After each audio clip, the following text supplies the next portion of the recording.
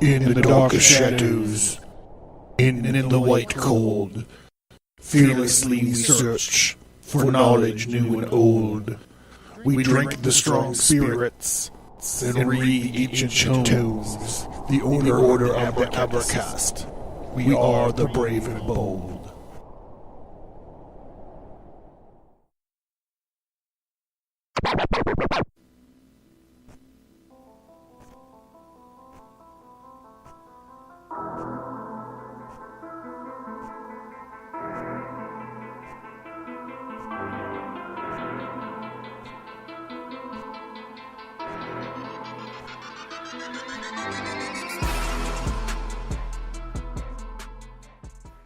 The Ages begins with the shocking story of Cain and Abel and the journey of violence and revenge spanning thousands of years, following Cain through his cursed life from an ancient invasion of malicious angels to the American Revolutionary War.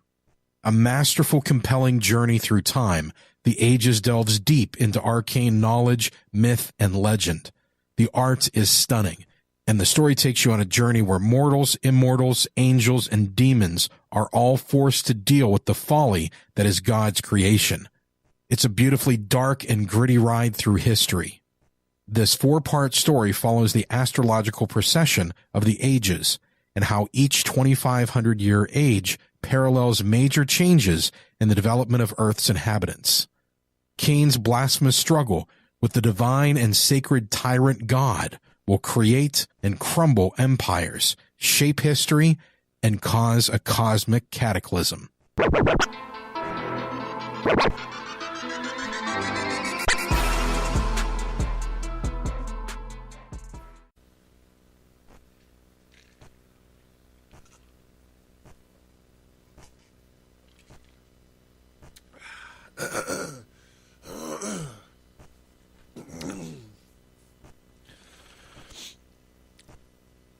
One of the Elohim united himself with Eve, and out of this union of a divine creative spirit with Eve, Cain was born.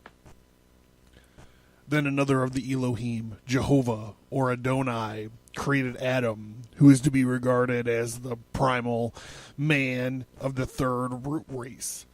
This Adam then united himself with Eve, and from this union Abel was born. Thus, at the offset of human evolution, there are 2 starting points. Cain, the direct descendant of one of the Elohim with Eve, and Abel, who, with the help of a divinely created human being, Adam, is the true representative of Jehovah.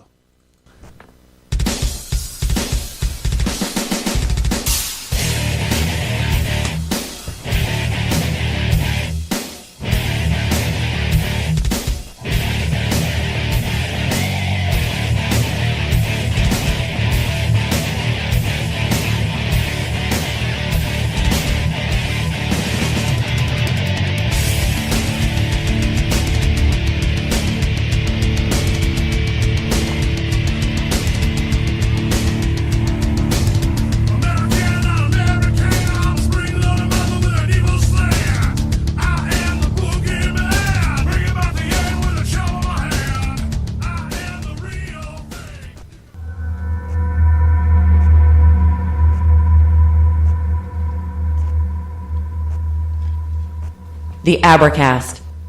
Occult. History. Conspiracy. Violence.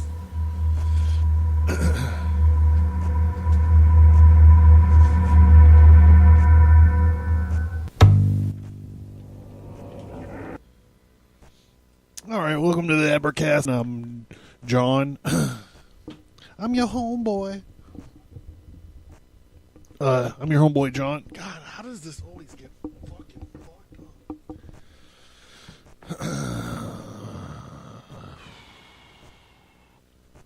All right, this is The Line of Cain and the Secret of the Widow's Son, Part 2. So if you are just listening to this one, you really want to pump the brakes and go back and listen to the last episode so you can get the context and what other episodes of these 2 episodes tie into. So the episode that you need to pay attention to besides this one is the last episode 88. So check that out. And this is going to be just a direct, I'm just picking up right where I left off in my little lesson plan there, and we're just going to continue and hopefully end this damn thing tonight. It is Sunday. Usually I have all my shit done by now. It's Sunday, like almost 8 o'clock at night. Usually I'm done uploading the episodes for the week, but I do have a ton of stuff going on, so I got tied down, so I'm going to be just doing this at the very last minute. It'll still get uploaded tonight, so it'll be available Sunday or Monday. It'll be available Monday along with the episode, its partner episode 88. So this is episode 89. Basically, we started talking about this term that Freemasons use called the widow's son, and we're talking kind of about who the widow's son is. And I mentioned that a few episodes ago when we were talking about the Osiris, Isis, Horus myth, that Horus was a widow's son. And I thought that was pretty interesting. And then we are bouncing around from a couple different Masonic and Rosicrucian scholars. Albert Mackey, Max Heindel, and I can't remember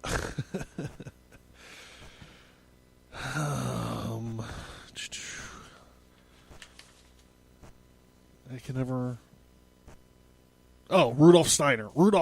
Okay, so Steiner, Heindel, and Albert Mackey.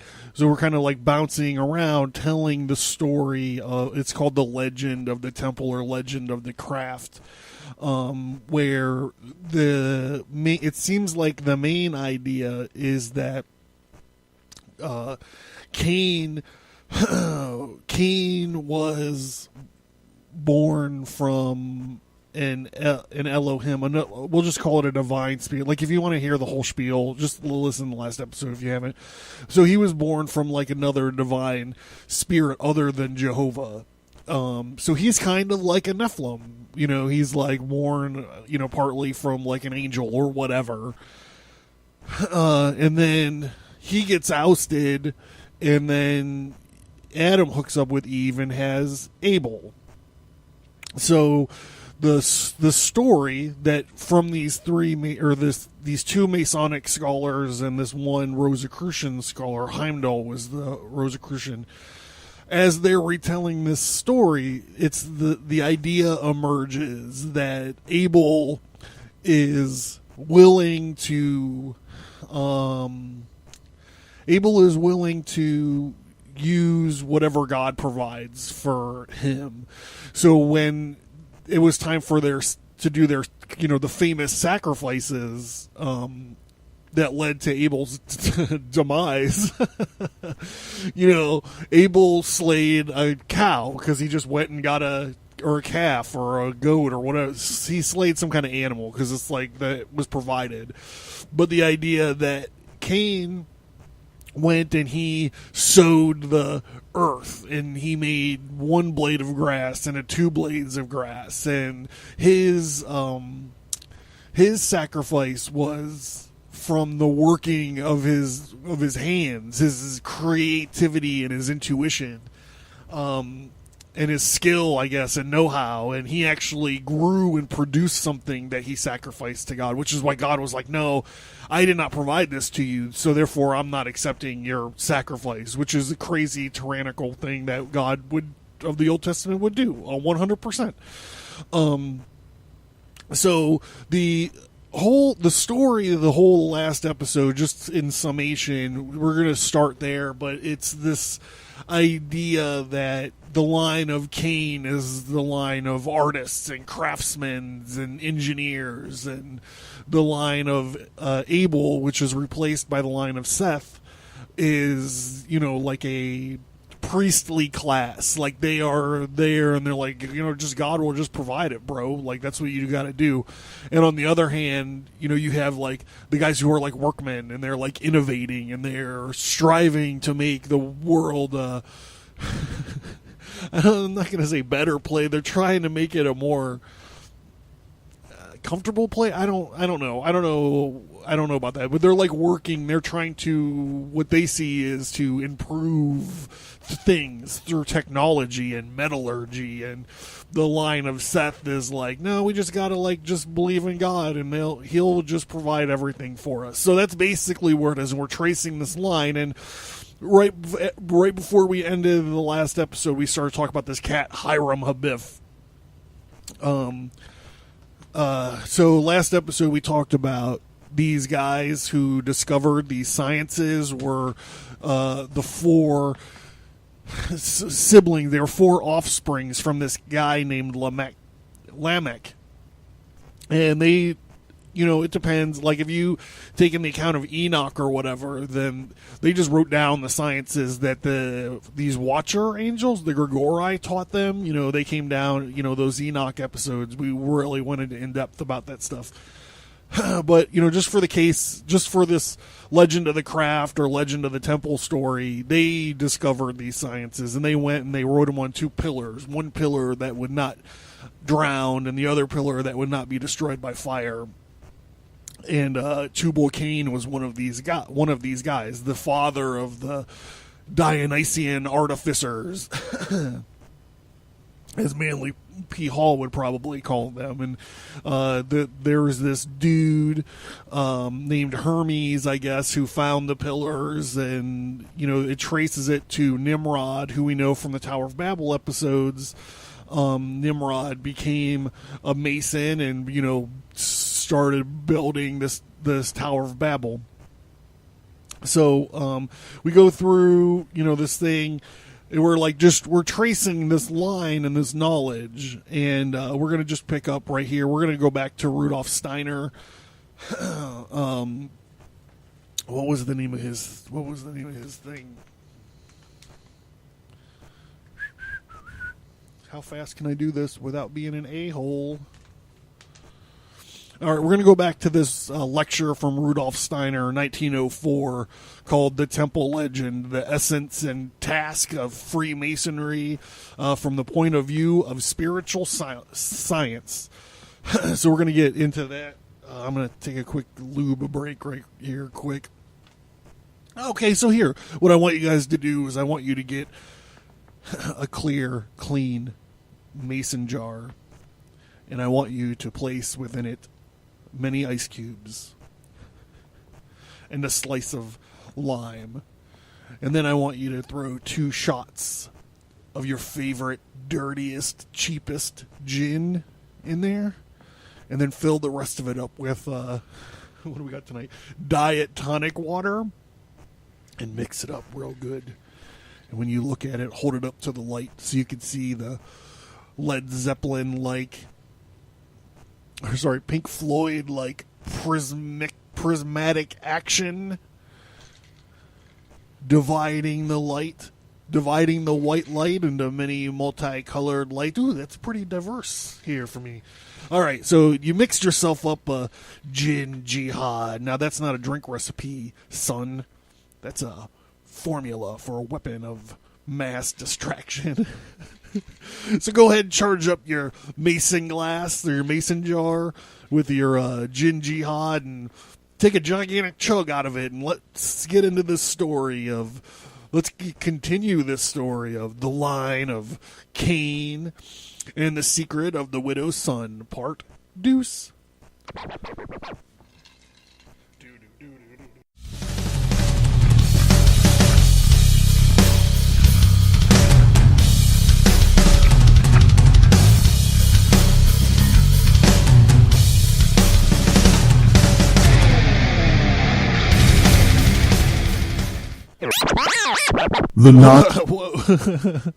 All right, so back to Steiner. Out of the race of Cain sprang all those are the creators of the arts and sciences of mankind. Tubal Cain, who was the first true architect and the god of smithies and working tools, and also Hiram Abiff, or Adon Hiram. And also Hiram Abiff, or Adono Hiram, who is the hero of the temple legend. This Hiram is sent for by King Solomon, famous for his wisdom, who belongs to the race of Abel, those who receive their wisdom from God. Thus is the contrast appears once more on the court of Solomon. Solomon the wise and Hiram the independent worker who has achieved his wisdom through human striving. The building of Solomon's temple was the first attempt to bring together or reconcile the duality. The sons of fire and the sons of water, the building equal parts craft and equal parts faith. So this is, I mentioned in the last episode setting up the story that that in a lot of ways this story, this legend of the temple or legend of the craft is basically, it's a story about, what Crowley would call the purpose of magic and alchemy. It's about bringing together or uniting opposites. I kind of made the point last episode, so I hope you listened to the last episode already, but I kind of made the point of, the microcosm and the macrocosm and the male and the female. Well, here he's talking about the sons of fire and the sons of water, and in doing so he's also talking about this priestly class of faith-based people versus this engineer craft of innovative people who strive to use logic and science rather than faith. And Steiner here is saying that the building of this temple is the first attempt to bring together or reconcile this duality. And you can see he says this first attempt, it depends on how far and how deep you get into this. As I'm gonna point out at the end of this episode, we know a certain carpenter. We know the story of a certain carpenter who basically does this too. He's from the line of David. So he's also from the line of Solomon. He's a line of this priestly class, but he's a carpenter. He's an engineer. So he, in some way, in some kind of mid-Rushic,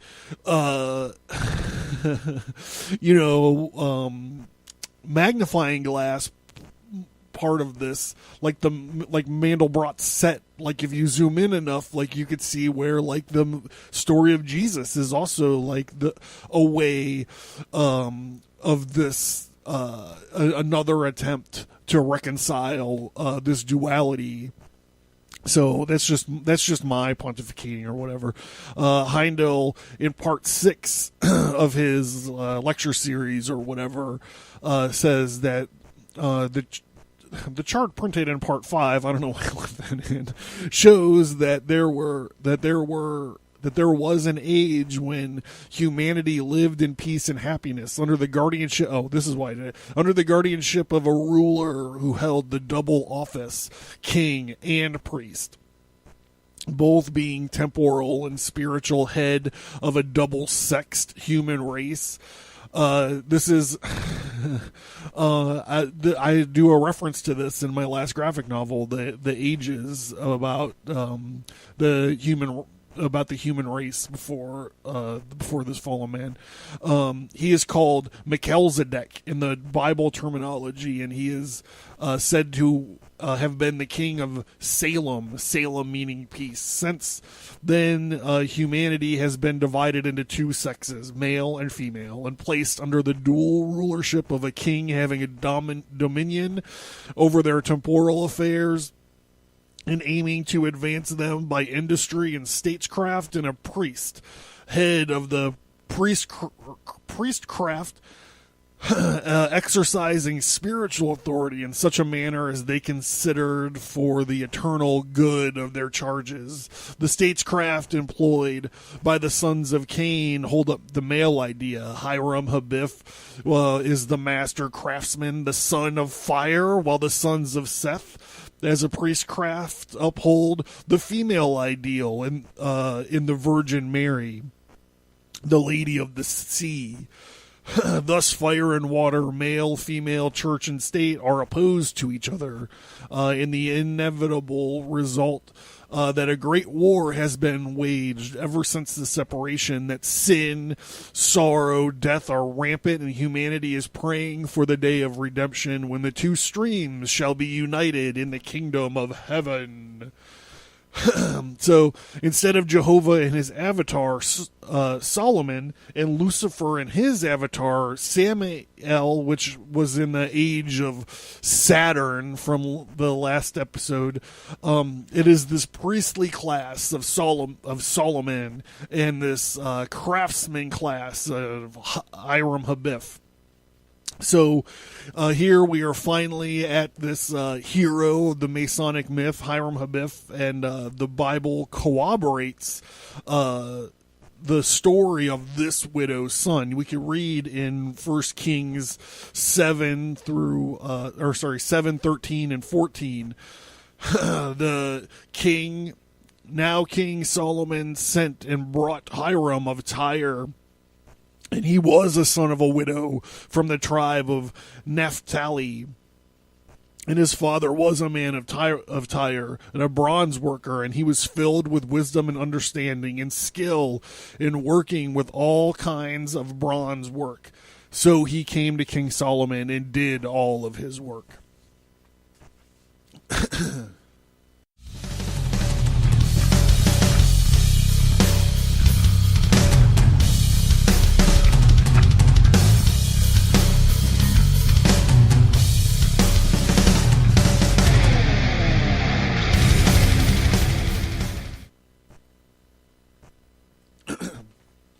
Okay, so Solomon reaches out to Tyre, and he's like, hey, send your man Hiram Abiff down to me. I need help to build this temple.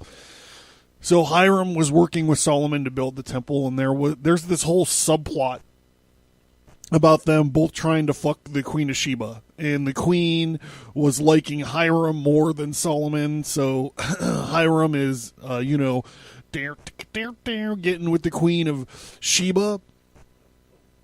But he also has this plan to make what's called the Molten Sea. And I'm not exactly sure what it is, but it's big and tricky according to the story, and it has to do with molten metal.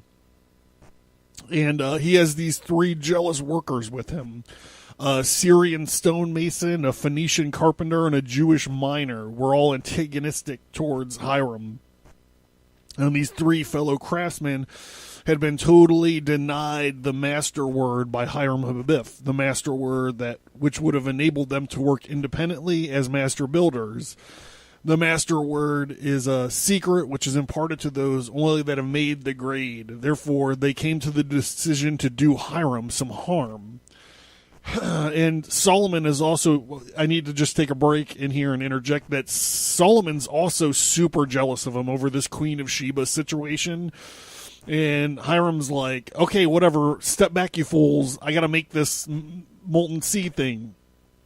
So back to Heindel. We're now in part 4 if you're following along. As the spiritual gifts of the sons of Seth flowered in Solomon, the wisest of men, and enabled him to conceive and design this marvelous temple according to the plan of the Creator, Jehovah. So Hiram, the clever craftsman, embodied within himself the consummate skill of a long line of ancestral artificers, and he possessed and concentrated the quintessence of the material knowledge gained by the sons of Cain, while they wrought from the wilderness of the world a concrete civilization, and the execution of the temple, wonderful temple of Solomon, this superlative skill found full fruition. Sorry about that. Thus, the glorious edifice was the chef d'oeuvre of both lines, the embodiment of the sublime spirituality of the churchmen, the sons of Seth, combined with the superlative skill of the craftsmen, the sons of Cain.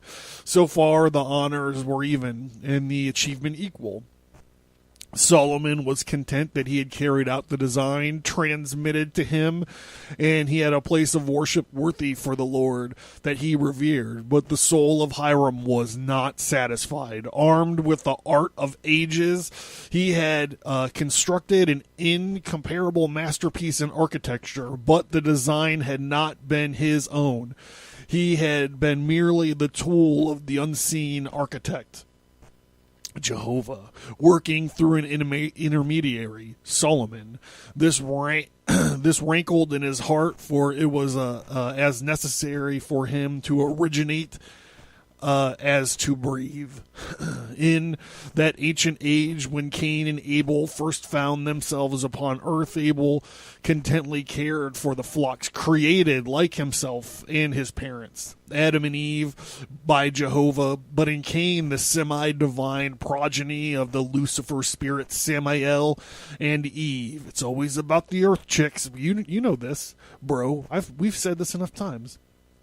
The creature of Jehovah, divine incentive to original effort burned. He tilled the field and made 2 blades of grass grow where one grew before.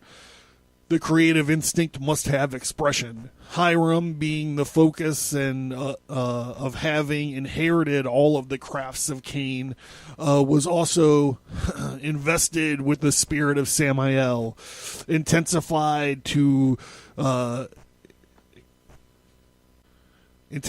in commensurate ratio. Therefore, he was consumed by an overpowering urge to add something to the temple that would eclipse the rest of the structure in beauty and importance. Out of the travail of his spirit was born the conception of the molten sea. And his great ideal he proceeded to carry into execution. Through heaven and earth held their breath in awe at the audacity of this purpose.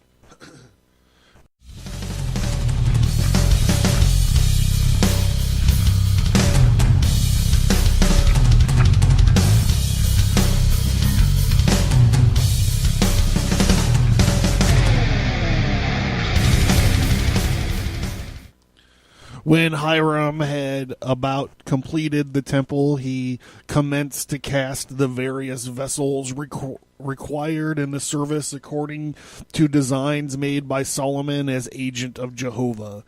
Chief among these was the great laver, intended to hold the bath of purification, through which all priests must pass to enter the service of the Lord. This and all the lesser vessels were successfully cast by Hiram, as recorded in the Bible. But there is an important distinction between the vessel and the molten sea, which it was designed by Hiram to contain.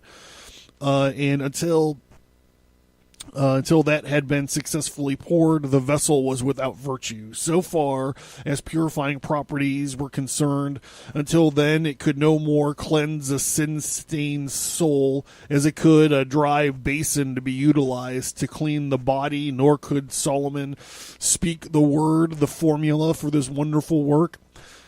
None but Hiram knew it. This work was to be his masterpiece, and if he succeeded, his art would have lifted him above the human and made him divine, like the Elohim, like Jehovah. And in the Garden of Eden, his divine progenitor, Samael, had assured his mother Eve that she might become as the Elohim if she ate of the tree of knowledge. For ages his ancestors had wrought in the world through the accumulated skill of the sons of Cain. An edifice had been reared when Jehovah hid himself behind the veil and communed only with his chosen priests, the sons of Seth. The sons of Cain were thrust out of the temple which they had built. And as their father Cain had been driven from the garden which he had tilled, this Hiram felt to be an outrage and injustice. So he had applied himself to prepare the means whereby the sons of Cain might rend the veil and open the way to God for whosoever will.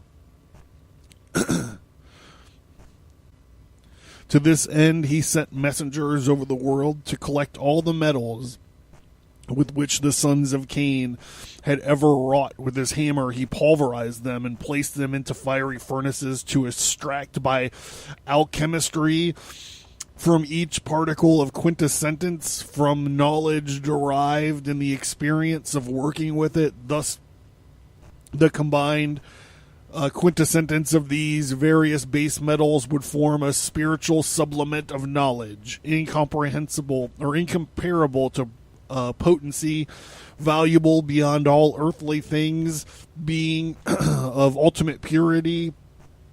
It would contain no color but resemble a sea of glass. Whoever should lave in it would find himself endowed with a perpetual youth. No philosopher can compare with him in wisdom, this white stone knowledge which would even enable him to lift the veil of invisibility and meet the superhuman hierarchs who work in the world with a potency undreamed of by the masses. Masonic tradition tells us that Hiram's preparations were so perfect that success would have been assured had not treachery triumphed. But the incompetent craftsmen whom Hiram had been unable to initiate into the higher degrees conspired to pour water into the vessel cast to receive the molten sea, for they knew that the son of fire was unskilled in the manipulation of the watery element and could not combine it with this wonderful alloy. Thus, by frustrating Hiram's cherished plans and spoiling his masterpiece, they aimed to revenge themselves upon the master. Solomon, who had been privately informed of the nefarious plot, but jealousy on the account of Queen Sheba bound his tongue and stayed his arm, for he hoped that when the ambitious plan of Hiram failed, the affections of the queen would turn from his humiliated rival to himself, and therefore closed his eyes and his ears to the plotters. So this is kind of what we're talking about here, is this idea where this Hiram Abiff character is like, he's kind of like, yeah, your creation, all the earth and everything, your creation is great, but watch the fucking perfection that I could do just with all this bullshit you're leaving laying around. Watch, I'm going to take this stuff, I'm going to combine it, and I'm going to make it into, some awesome shit. He's talking about using his creativity. He's talking about like weaponizing his creativity as a weapon to rebel against God. Oh my God. This is an awesome idea for me. Like I love this, and a lot of this stuff creeps through again to my graphic novel, the Ages. Not so much like the creativity part of it, but the ever persistent rebelling and the stuff. So anyhow, not trying to get too far in to turn the whole thing into about my graphic novel. Okay, so this is it. Like, he's set up, he's ready to go do this thing that's apparently it's super crazy. He's got these 3 guys working against him, and his buddy Solomon wants to fuck his chick, so he's turning a blind eye to this plot, and we're gonna see what happens. When Hiram confidently pulled the plugs, the liquid fire rushed out and was met by the water, and there was a roar that seemed to shake the heaven and the earth, while the elements boiled and battled, but all but Hiram hid their face at the awful havoc. So we're going to flip over to Steiner. Steiner elaborates on all this. So it's the same part of the legend, just told in a different way. Hiram tried to arrest the flow of the fiery mass by throwing water over it, but this caused metal to spray up into the air and descend again with great force in a rain of fire. Hiram was powerless to do anything, but suddenly a voice called out to him, "Hiram! Hiram! Hiram, he was ordered by the voice to plunge into the sea of fire. This he did, and he sank down ever deeper until he reached the center of the earth, where the fire has its origin. There he met two figures, his ancestor Tubal Cain and Cain himself. Cain was irradiated with the brightness of Lucifer, that angel of light. Then Tubal Cain gave Hiram his hammer, which he had the magical properties of restoring all things to their proper order. And he said to him, "You will beget a son who will gather about the race of wise folk. And you will be the progenitor of those who have been born out of this fire to bring wisdom and makes mankind thoughtful." The molten sea was now restored by the means of the hammer. Now we're going to flip back to Heindel for a second. Cain looked into the future and uttered a prophecy which has been partially fulfilled. What remains in process of realization day by day, as surely as time goes on, will come to pass. This is what Cain saw when he looked in the future. "You, Hiram," said Cain, "are destined to die with hopes unfulfilled, but many sons will be born to the widow. And keep your memory green through these ages. And at length one will come who is greater than you. You shall not wake till the Lion of Judah raises you with his powerful grip of his paw. This day you have received your baptism of fire, but he shall baptize you with water and with spirit, you and every son of the widow who will come to him. Greater than Solomon, he will build a new city and a new temple wherein the nations may worship. The sons of Cain and the sons of Seth shall meet there in peace, and the sea of glass. And Melchizedek, the king of Salem, the priest of God, ministered to Abraham, the father of nations. When mankind was yet in its infancy, so shall this new light combine in himself the dual office of king and priest, after the order of Melchizedek. He shall judge the nation with the law of love, and to him which overcometh will be given the white stone and the name that will serve on the passport to the temple. There he may meet the king face to face. Hiram was again conducted to the surface of the earth, and as he walked from the scene of his shattered ambition, the conspirators set up and fatally wounded him. But before he expired, he hid the hammer and the disc upon which had inscribed the word, and was never found until ages later, when Hiram, the widow's son, was reborn as Lazarus and became the friend and pupil of the Lion of Judah, who raised him from death through initiation. When the hammer was found, it had the shape of a cross, and the disc had become a rose. Therefore Hiram took his place among the immortals under the new and symbolical name. Yeah, symbolical name, that's right.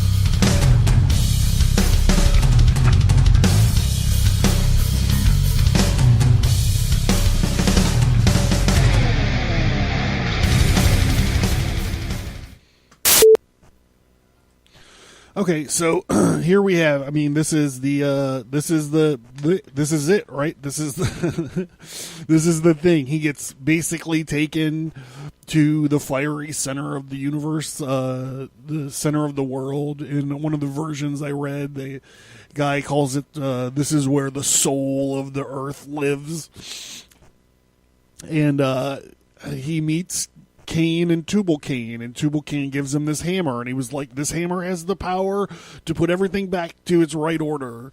And Cain issues this prophecy that says, you know, you are going to die, and your shit's going to be all fucked up. But you will have many sons, or your woman will have many sons will be born to the widow. And he goes on to basically say that Hiram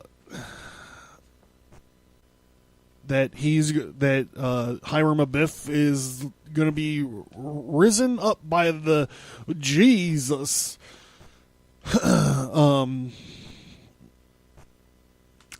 Yeah, so he calls him Lazarus. However, when I did the reading, and Lazarus is not talked about as a widow's son, or as a carpenter, or a workman, anything like that.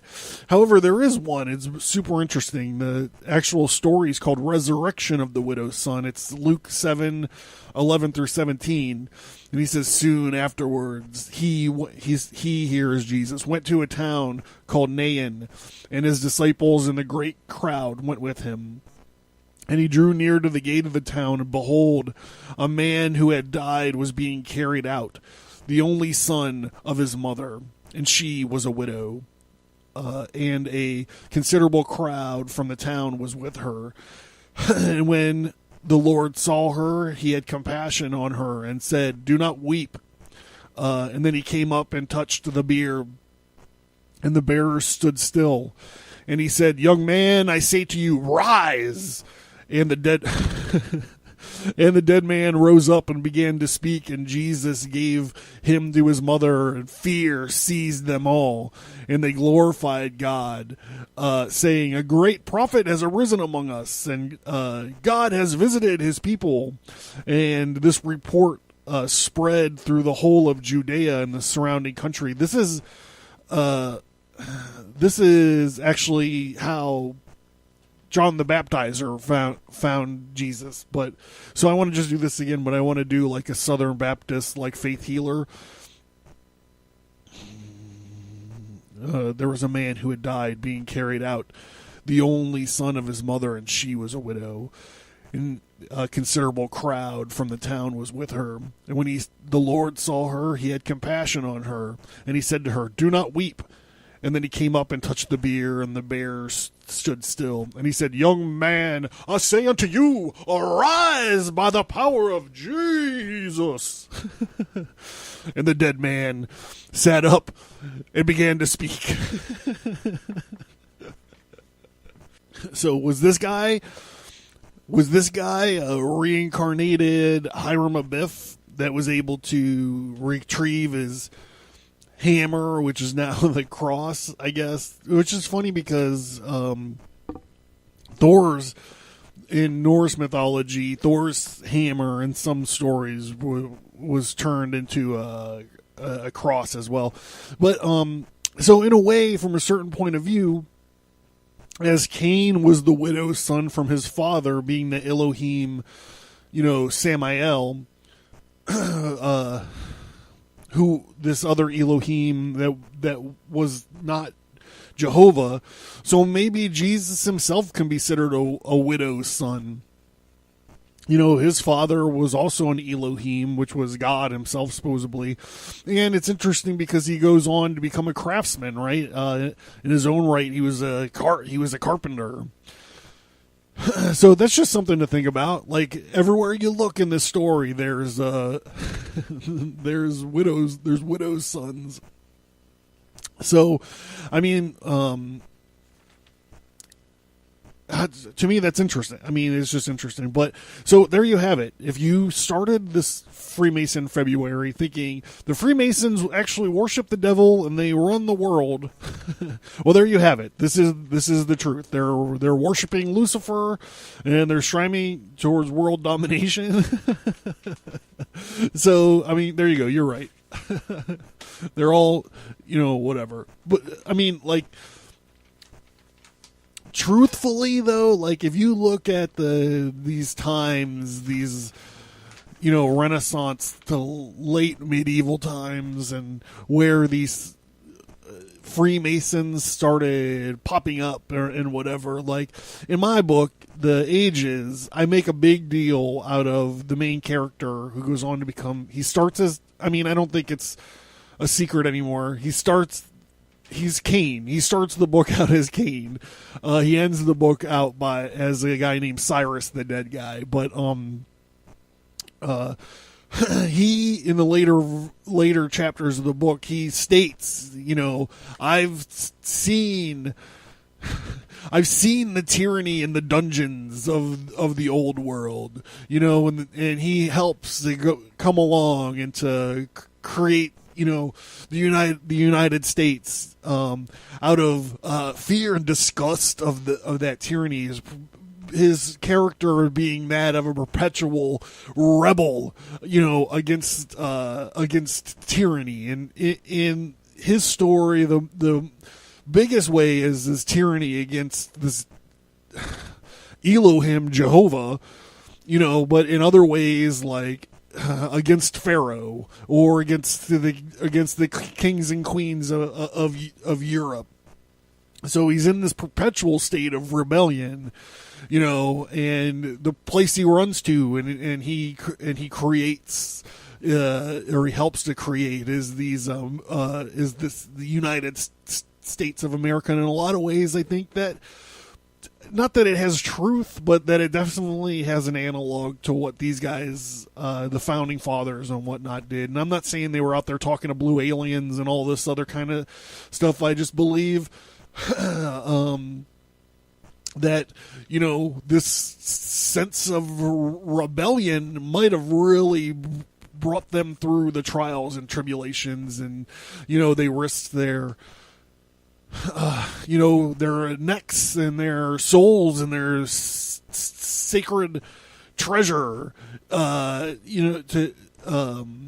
to write these founding documents and all that stuff. So I look towards, The Secret Destiny of America, that Manly P. Hall book, and I look towards these stories, the temple legends and the legends of the craft, and this business with the sons of Cain. I really kind of took that to heart, and I do. Like, I really still do take it to heart, and it's, when I started Freemasonry February, it was really literally going to be just a lot of going through these honestly silly initiation rituals that these guys do, but I'm so glad that I just found like a more interesting nugget that kind of led us to this. Like, to me, this is the shit where it's at. And like I said, I'm glad, I've been struggling on how to present the story of Adam and Eve, or at least the story of Cain and Abel, to you guys. And this is just like this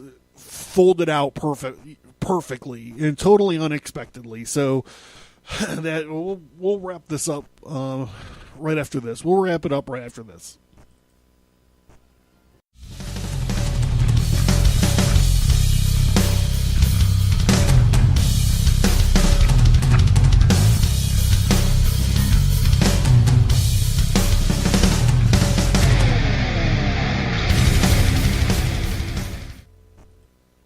Okay, so yeah. So what do you guys think about all this? What do you think of this this Masonic business?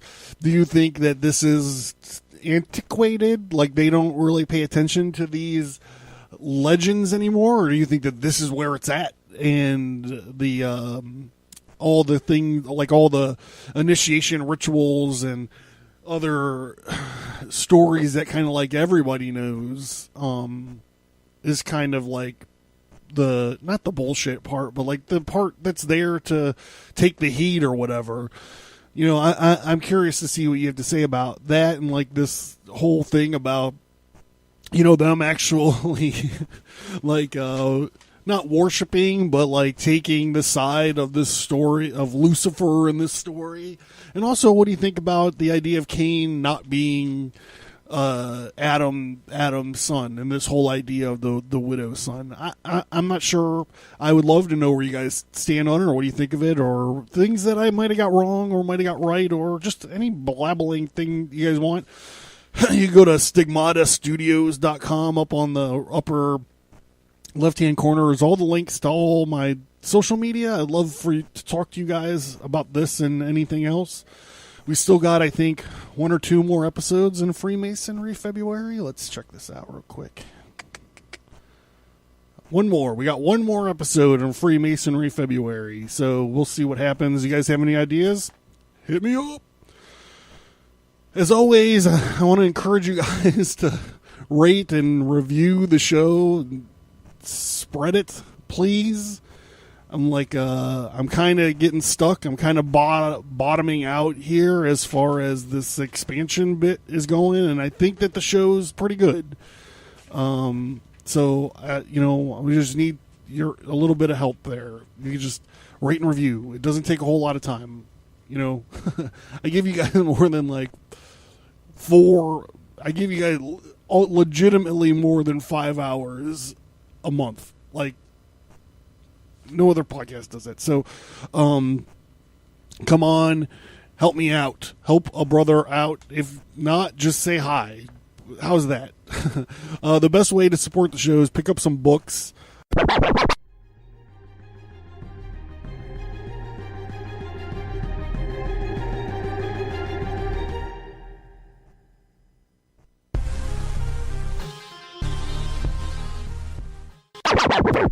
Vienna, 1683. Today is September 11th, 1683. The mighty army of the Ottoman Empire, led by the savage and radical terror troops of the Dar al-Harb, surround the walled city of Vienna and begin a siege to break the golden apple of Europe and kill, enslave, or convert all of its inhabitants. The valiant citizens stand against the tyrannical army with the steadfast leadership of Count Ernst Rudiger von Stromberg, the help of the ever-living rebel, Cyrus, the Dead Guy, and the hopes of the faraway King Jan Sobieski III and his army of flying hussars.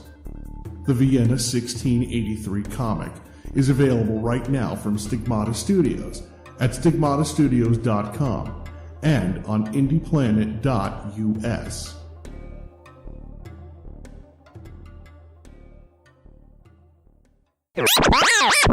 The Non-Standard Squad, 1944. World War II. 3 weird American soldiers are on a search and rescue mission into the oldest and darkest regions of Europe. A cursed, ever-living warrior, Cyrus the Dead Guy.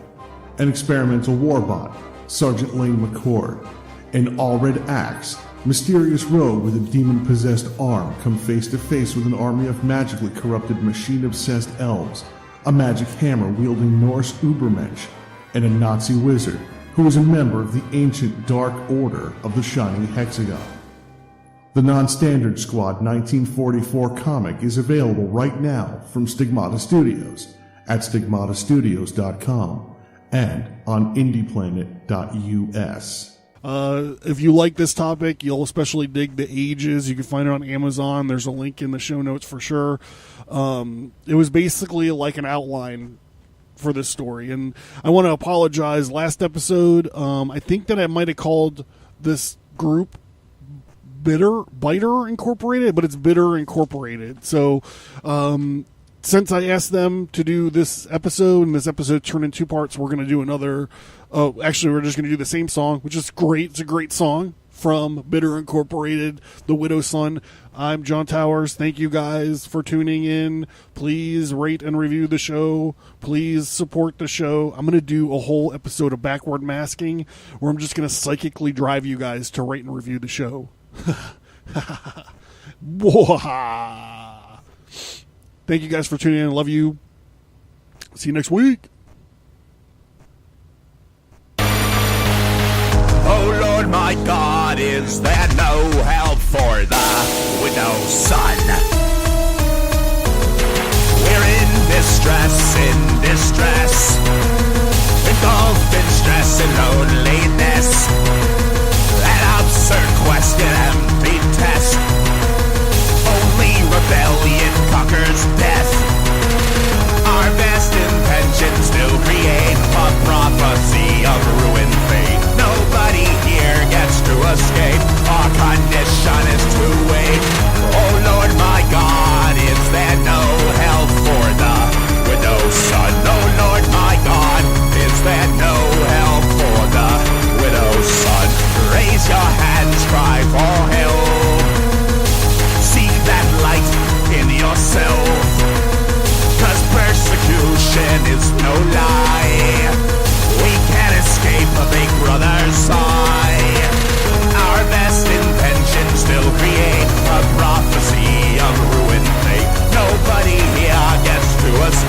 our condition is to